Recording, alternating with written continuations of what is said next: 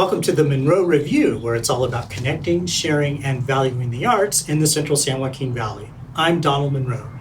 Today is July 3rd. I am not in the CMAC studio, but instead practicing social distancing right here at the famed Forestier Underground Gardens in Fresno. The gardens are reopened with safety precautions, but remember that things can change quickly due to shifting state and county guidelines, so call ahead before you come.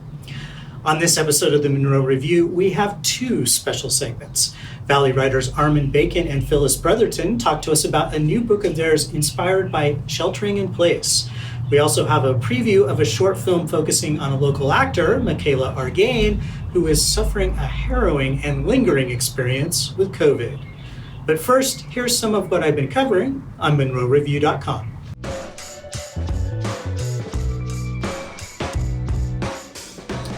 The Fresno music scene suffered a tremendous loss in June with the death of Jack Fortner. He founded the Orpheus Chamber Ensemble more than 40 years ago and was famous for encouraging new music. Dr. Fortner was Professor Emeritus of Music at Fresno State. He was an accomplished conductor and performed around the world. Most intriguing, he was a prolific composer who wrote challenging and wildly creative music. Here's a clip of him as a guest on this show from 2018. Place in the spotlight? Well, we can claim that in 40 years we have performed 3,500 years of music. That is really something. That's our claim to fame. Dr. Fortner moved to Brazil after he married Cristina Mata in 2008. He died there at the age of 84. His 85th birthday would have been today, July 3rd. I hope you have the chance to read my in-depth appreciation of him on MunroReview.com. He was a fascinating man. Another story from the past month, Fresno Filmworks is holding a different kind of screening, a virtual one. Filmworks partnered with Magnolia Pictures to present the premiere of the documentary John Lewis, Good Trouble. It's an account of the life of the civil rights leader and congressman. After you buy a ticket, you can watch the film wherever you'd like via streaming. Filmworks is splitting the $12 charge with the studio, so this is a chance to help out a vital local organization. Also, a reminder about my big special report about how Fresno area arts organizations are coping with the pandemic.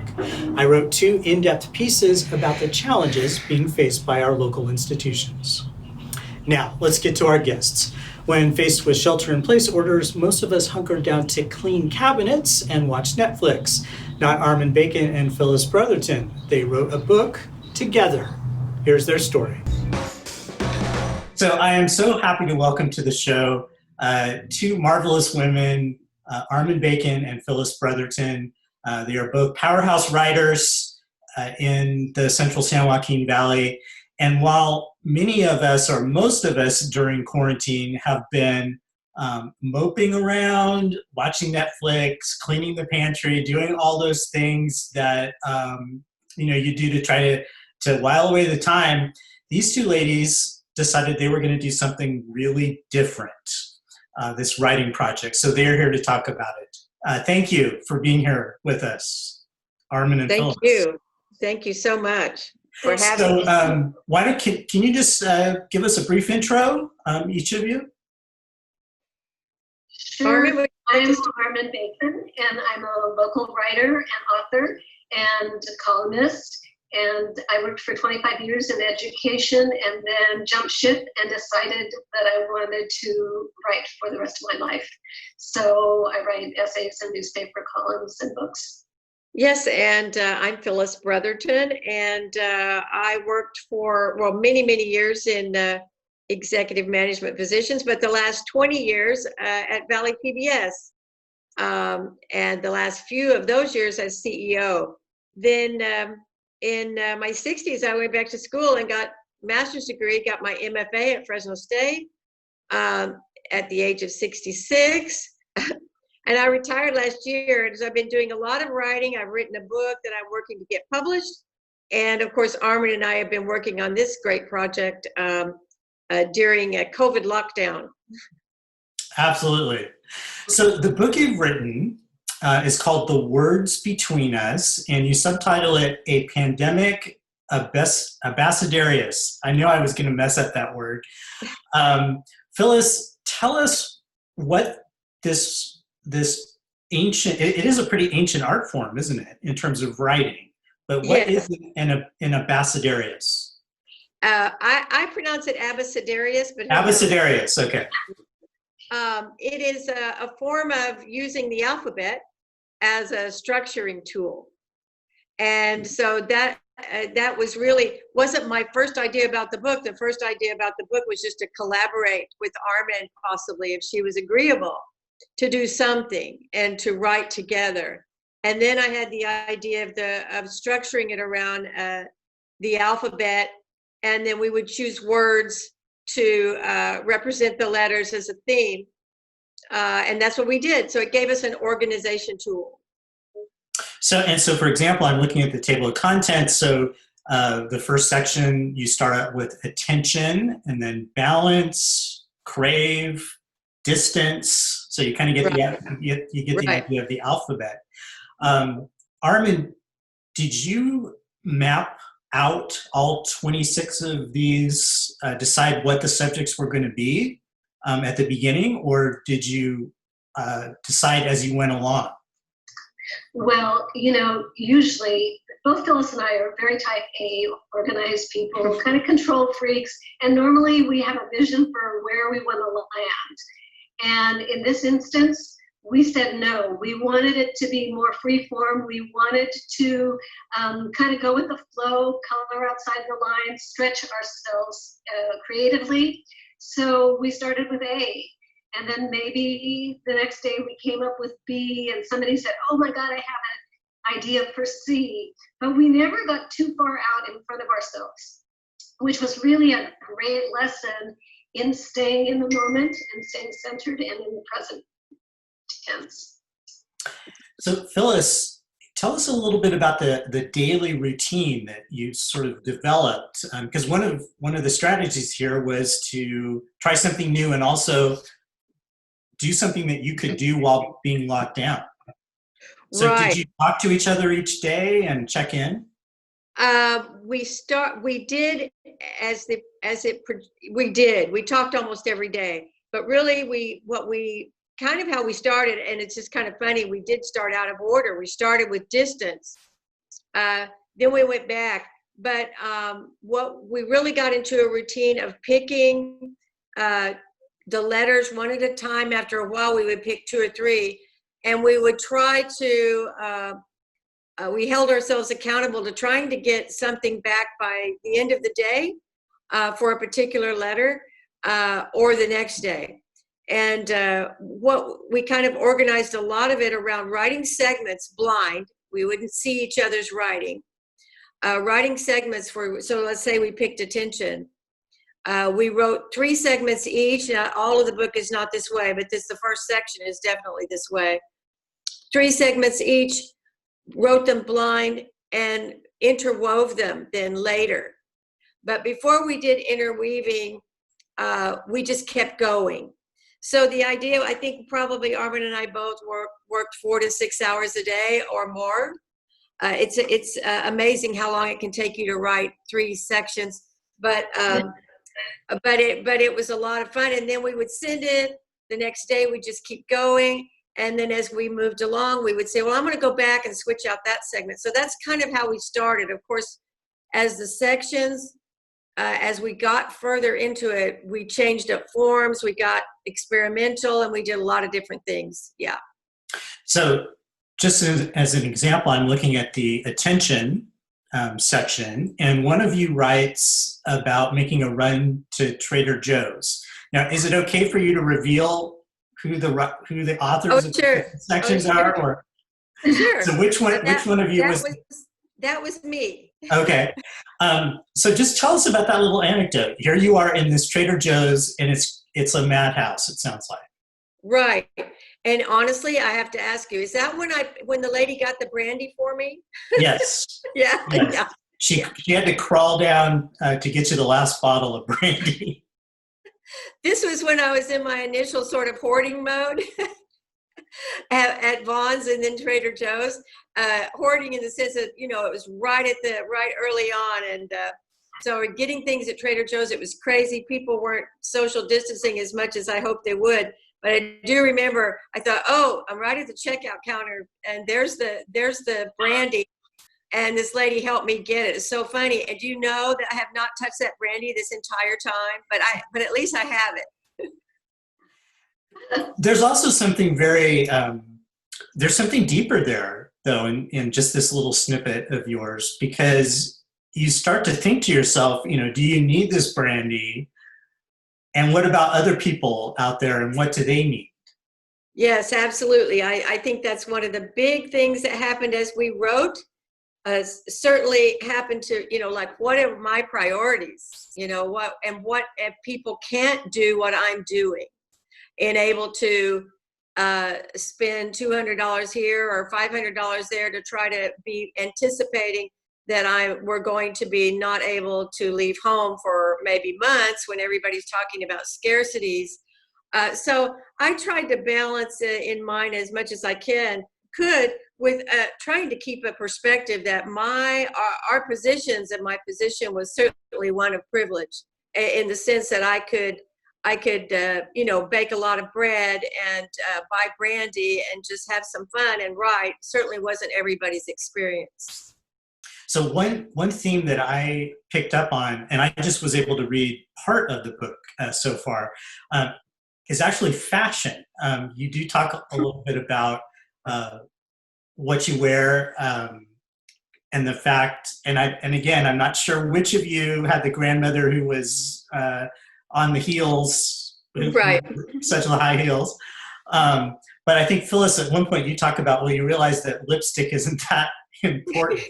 Has being in quarantine made you think at all about fashion and about how much time we spend doing things that may not be as important as we think?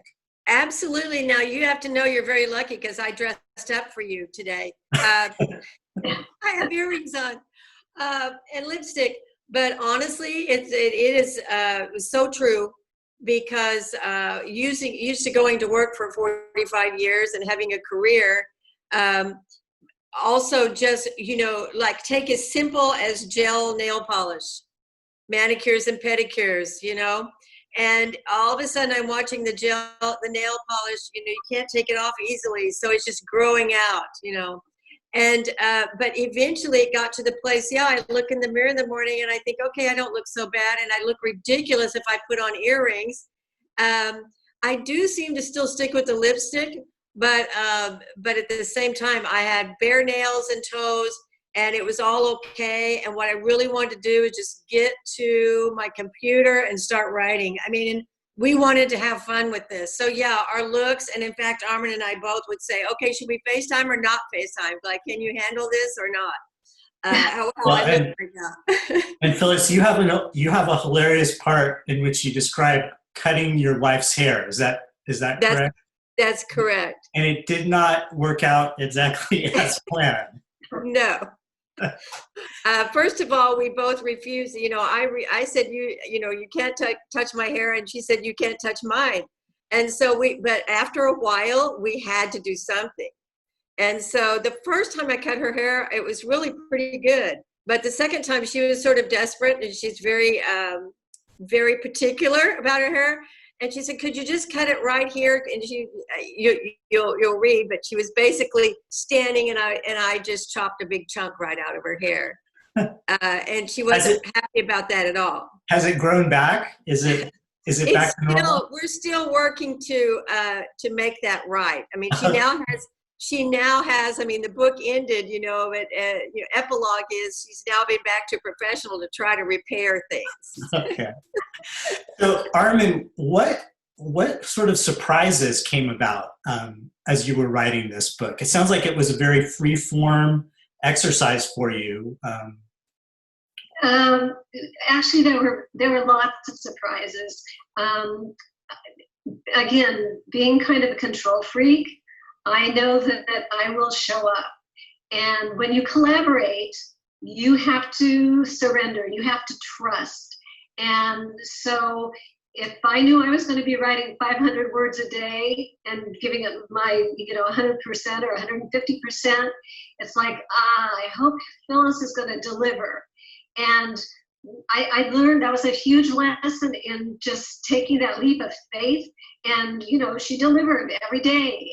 And we, we critiqued each other's work. We tweaked it. We tried to get it better. We made adjustments and changes. And truly, I mean, there's a lot written about the challenges of collaborating because it's not easy. And, but we had a ball doing this. And so that part was really fun. And also for me, because again, neither one of us started really writing. I wrote institutional, press releases and media things for my career. But all of a sudden we were utilizing new experimental forms of writing, hybrid writing, poetic prose, photographs and images, and writing text to them. And it was like anything goes, take the risk, jump off the cliff, color outside the lines. And it was not only fun, but it was very fulfilling and satisfying. Do you feel like this whole process has made the quarantine time go faster for you? Well, definitely. It gave me my life purpose on a daily basis. I mean, I knew that I was going to write about my daily experience and what was going on. And when you have time, you fast forward sometimes about trying to imagine what life might be like 6 months from now. And you also fall back into time. Memories emerge that lost and forgotten memories. And so the book is a combination of all those forms, and it paints a picture of a world that once was, a world that currently is, and also we had some fun writing fiction for the first time ever, for me anyway, and we projected into what life might be like years from now. And so it was very enjoyable. That was the surprise for me, how much fun it was taking those risks. And the last thing I would say is that, as writers, on January 1, famous writers always write and tell you see them online saying, if you put your butt in a chair and you write 250 words a day or 500 words a day, by the end of the year, you will have a complete manuscript. And it proved to be true. In 55 days, we generated over 30,000 words. And for many of us, that takes 2 or 3 years to do normally. And so we did it in a very compressed amount of time and without a lot of censorship and a lot of guidelines and rules. And what we came up with, we're really happy with. I was just going to interject there, Donald. I know if you don't mind, I just want to say too that one of the things in the process was that, writing is very solitary. And so working on a collaborative project is helpful in that regard, in that you're touching base with each other, you're prodding each other on. But the challenge in the beginning, and it went away, is that we had to get rid of our egos or what a plan we might have for a particular chapter. We definitely collaborated, talked, okay, well, one of us just say, okay, not being too prescriptive. And that's when we really were starting to have fun, and when we saw how our segments would fit together, and we did different things. Armen mentioned about fiction. We did an exquisite corpse where one would start and the other would take it from there. So I had no idea. We did two. Armen had no idea what I was going to send her, and then she had to write from there, and then she'd send it back, and I would write from there. So there are a few chapters, and that was really getting outside of the box for us and out of our comfort zone, but it ended up being a lot of fun and worked out really well. Well, thank you both so much for taking the time to talk about this, and I'm sure that you will keep us updated, and I'll let people know yes. When the book is available. Thank you so much, Donald, for having us. Okay, you take care. Bye-bye. Bye-bye. Now, for our second story, producer Kyle Lowe knew he wanted to tell the story of Mikayla Argain, who contracted COVID after going to New York for a theater trip. Kyle's 46-minute film is titled Mikayla's Friday the 13th Souvenir, 60 Days of COVID. Here are some highlights. My friend Mikayla is a transgender non-binary person whose pronouns are they, them, and who's from the Central Valley. And about 2 months ago, they were in New York, right as the coronavirus COVID-19 outbreak really started to take off. Although their vacation was cut short, they were able to make their way back home. But after they got home, they noticed they had some symptoms. So this is going to be a recording of my chat with Mikayla, just to catch up and see how they're doing and let them tell their story of what it's like to have the coronavirus for a very long time. They've had symptoms for almost 2 months now. I hope this is an insightful chat for you and gives you a glimpse into the lives of someone else trying to do their best during the pandemic. Hey, Mikayla. Hi, Kyle. How are you doing today? I'm alive. I'm very glad you're alive. I'm having a lot of chest pain. It's right underneath my chest bone. It's pretty much been in the same spot for today's day 57. So I think oh my gosh. The chest pain wasn't like on day one, but it's been the longest like symptom of this COVID-19 after effect that I've had. Everything else kind of comes in waves, but the chest pain has been pretty consistent. So I'm having pain today a little bit. So bear with me if I'm a little windy while I'm talking. Of course. Shortness of breath too. Seems to be a lot better today than yesterday, but just doing very little. Walking around the house, coming downstairs to go to the kitchen to get, some Gatorade or something to drink. Sometimes is enough to knock the wind out of me, and I'll just sit on the couch for a while and try to get the energy to get back upstairs, or sometimes just stay downstairs all day long, really. Oh my gosh. Can you tell me the quick synopsis? When did you leave for New York? I left for New York on March the 10th.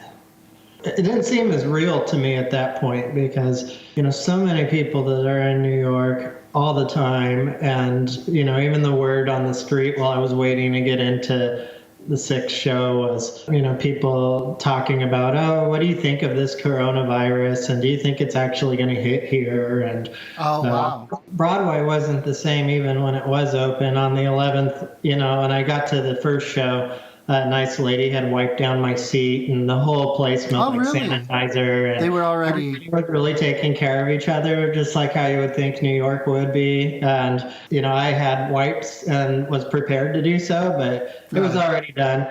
There was a lot of talk with people I know that work in theater that a lot of us aren't going to be able to make it if they shut down Broadway. Like, I really hope that they don't do that. And there was a lot of conversation on the 11th I was having about that, and then that Friday, the next day, most off-Broadway shows at that point had decided to shut. There were definitely shows going on the 12th, but by the 13th, it was all shuttered. They all decided at that point voluntarily that it's probably not the best idea to be having groups. I think you also have a pretty interesting story of getting back home to the Central Valley, back to Fresno. My family was really worried that they were going to restrict travel and wanted me to go home. And I was with, some of my close friends that, were assuring me that, hey, if they close off travel, you're safe. You can stay here for months even. Like, you don't have to worry. And, part of me was thinking, wonderful. I've always wanted to stay in New York. Why not? It's a risk that actually sounds good to take. And what was the attitude like of the other passengers or the staff on the plane flying out of New York, out of this hot spot? There were not as many people in the airport, but the flight I was on was fully booked.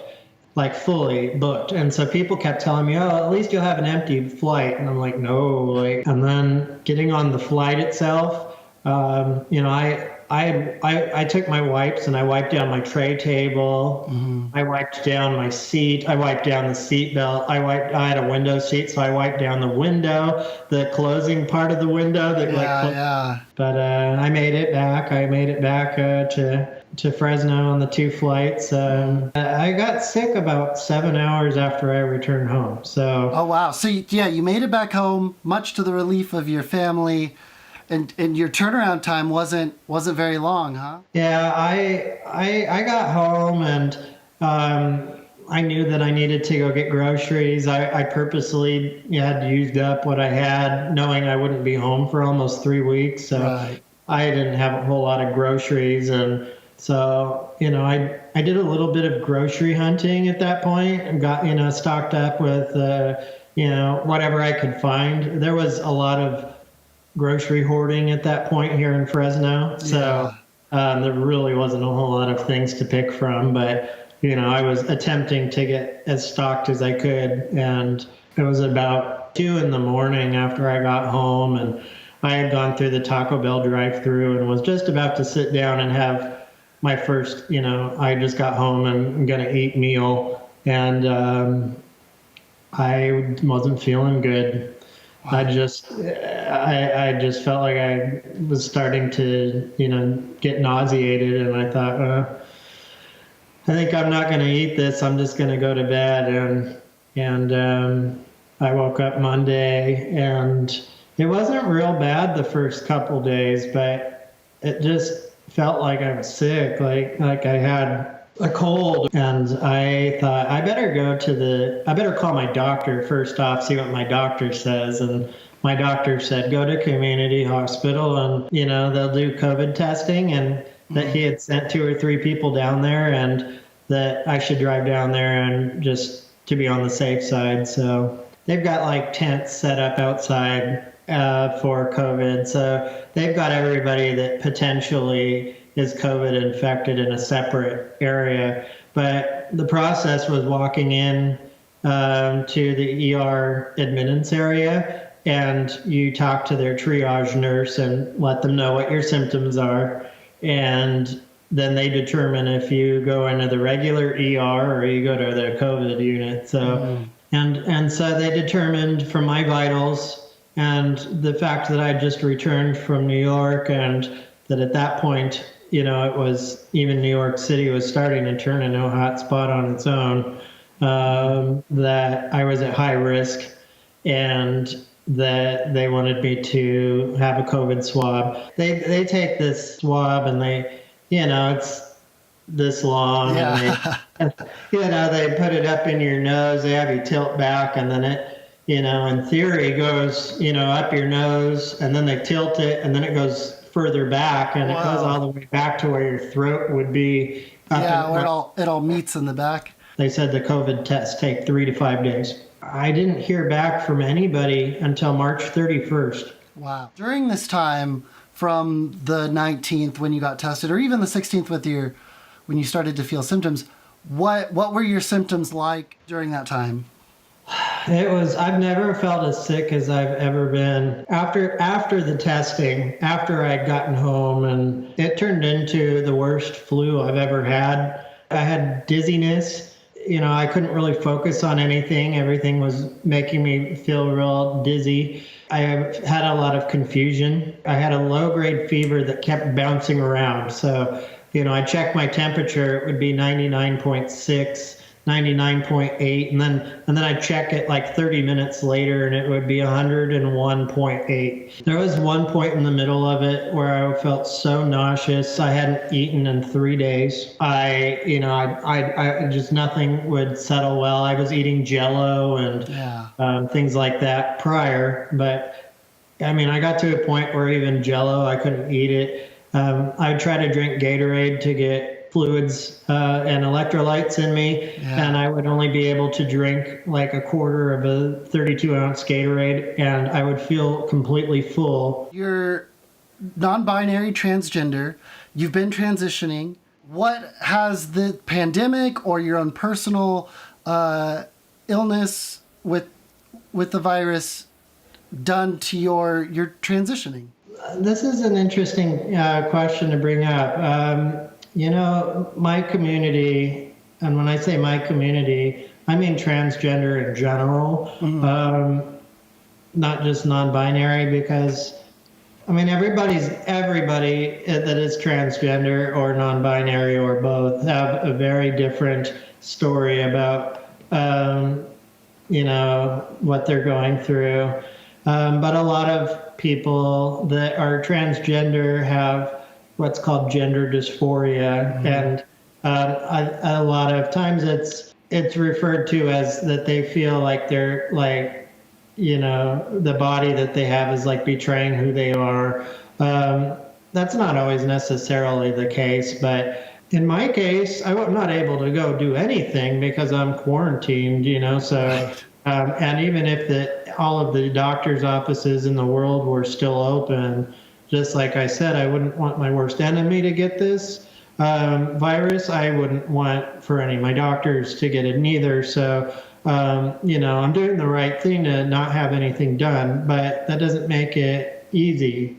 And there are people that are not sick that are staying at home and they can't get to their surgeries. They had scheduled surgeries for long periods of time to confirm to their gender, to whatever that they needed, and they can't get them. They're canceled. They're treating it as an elective surgery, a optional thing, and that's really tough because that's what alleviates this distress. But my heart goes out to you and the entire trans community. Like, there's so much more of me than being trans or being COVID-19 positive. Like, I'm so much more like.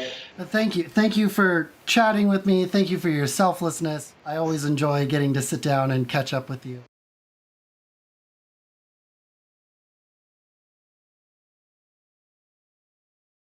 We are thinking about you, Mikayla, and hoping that you're feeling better every day. Speaking of COVID, have you been tested? Kyle has, and he also made a short film about the experience.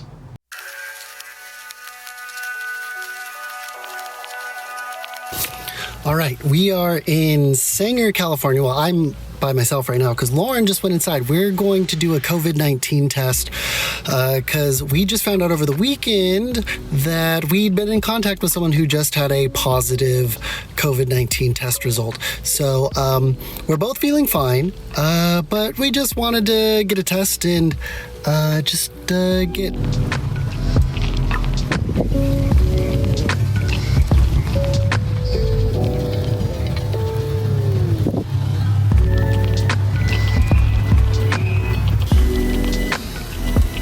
Okay, so we're not getting tested today. What happened? The servers are down, so they said to come back tomorrow, so walk in. All right, so I guess we'll come back tomorrow. Plot twist, they open back up, so we're gonna go get swabbed.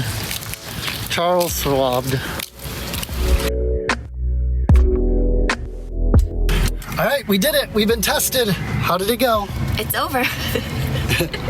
For me, it was like, I just had my deviated septum surgery last year. It was just like seeing the doctor again, the ear, nose, throat doctor, and he just gets in there and like digs it out. So, this was a lot like that. Yeah, I leaned back really far, I almost fell over. Yeah, they didn't let us film inside. They literally had a sign like no photos, no video. I really wanted to film Lauren's reaction. I wasn't allowed to. So we should know in about 2 to 3 days our results. We'll see. I feel okay. Yeah, we've been feeling all right, but very interested to see Contact tracing.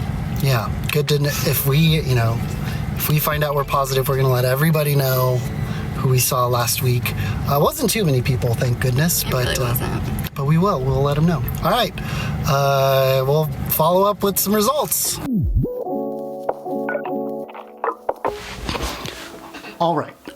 We just got our test results back. It's now Thursday, and we do not have coronavirus, COVID-19. We feel very fortunate that we don't have it. Lauren's already out getting groceries for us because we haven't left the house since we did the test and since we heard our contact had contracted coronavirus, COVID-19. We let all of our family know that we're doing okay.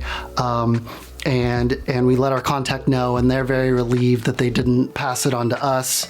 They also let us know that they're doing better. The person that we saw is still asymptomatic, and their partner, who they think they got it from, is already recovering. So we're very happy for them as well. This doesn't mean we're totally in the clear. We're still going to wear masks. We're still going to try to stay away from people we don't live with, because we could still pick it up at any time. We feel very fortunate now, and we hope that we continue not to contract the coronavirus. So thank you for sticking with us, and hope that you're healthy, and wash your hands, wear a mask, stay away from people you don't live with, and stay safe out there.